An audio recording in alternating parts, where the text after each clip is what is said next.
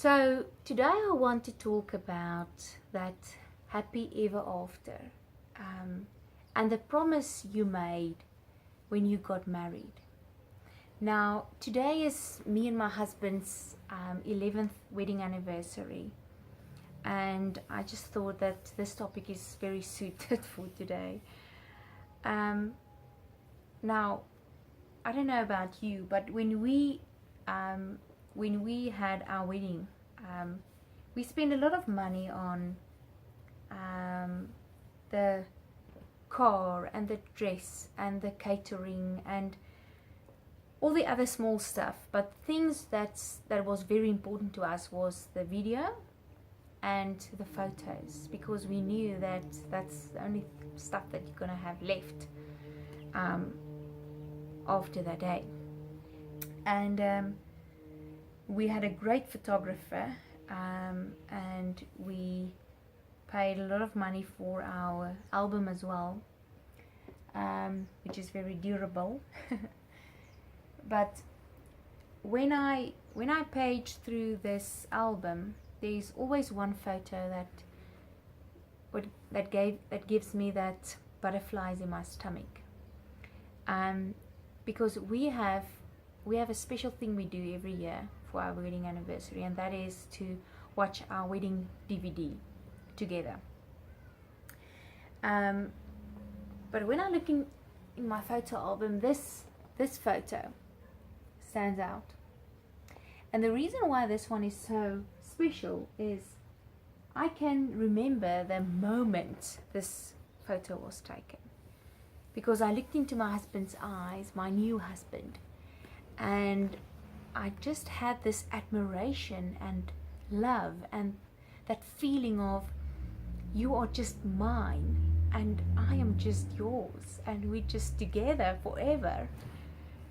Now, when you get married, you make promises to be together through thick and thin, sickness and in health, for better or for worse. And it's so easy to make a promise, but to keep a promise, that's difficult. Now, when everything is going well, financially, with your health, every aspect in your life, work-wise, it's easy to be together. It's easy to be happy. But if things aren't that great, and you have so many things going against you, then that's really, really hard work just to be together. Then I'm not even talking about be happy together. And even though we got married, we always served God, and we loved God, and we had a relationship with Him, individually as well as a married couple. But it was only about 2 years ago when we made that conscious decision that we are going to know God in every decision we make, and we're going to go there where He wants us to go. But that was also the time when things were difficult, when things got really difficult.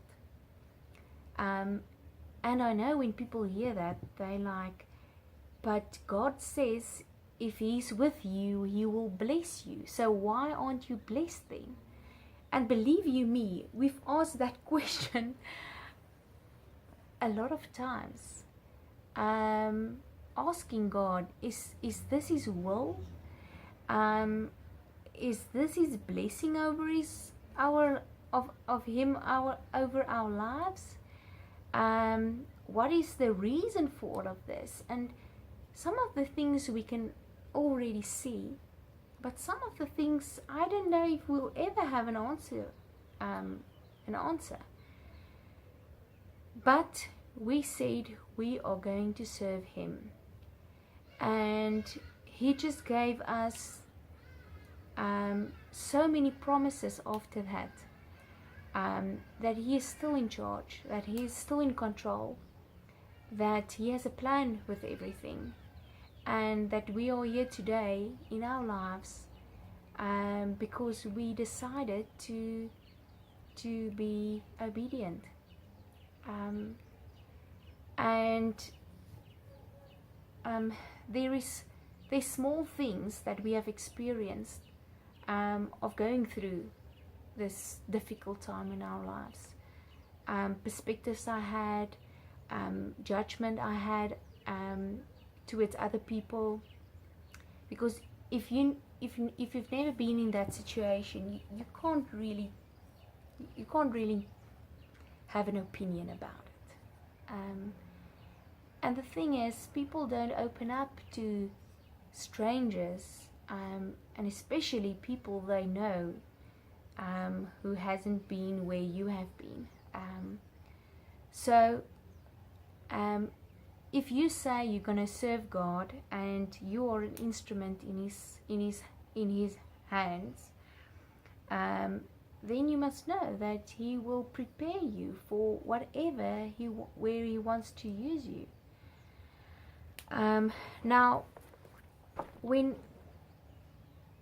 me and my husband got married, we decided to give each other a gift, and this gift was a book of Sonia Martin, and I gave him The Power of a Praying Husband, and he gave me The Power of a Praying Wife. Now, when you're fighting, or when things are rough and tough and difficult, it's easy to fight and it's easy to criticize, but it's a conscious decision of saying, I'm going to pray for my wife, or I'm going to pray for my husband.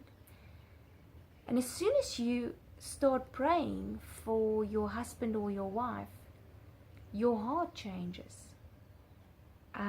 You look to them not through your eyes, but through God's eyes, and you don't see the flaws. You just see the difficulties they have and the things that you need to pray and encourage them to work on.